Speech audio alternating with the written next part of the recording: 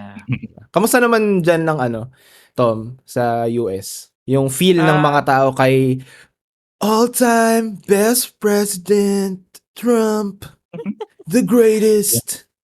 yung parang ano, general, reception ng mga tao diyan, Tom, sa Yeah. ano. we're blessed to have an environment na tahimik lang at, Guluhin siguro mo, kung tahimik pala, eh.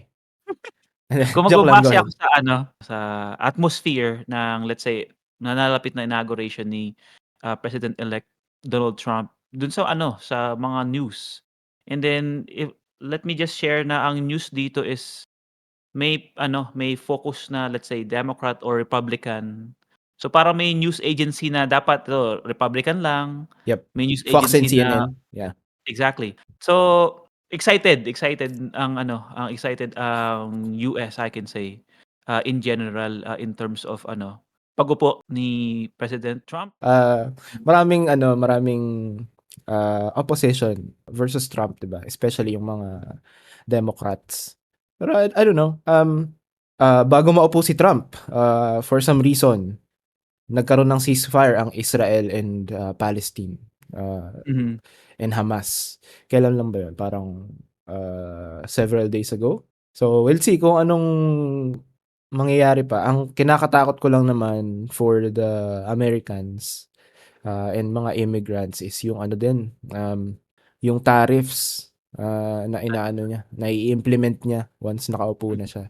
Mhm. Because that will make the costs of products, imported products higher.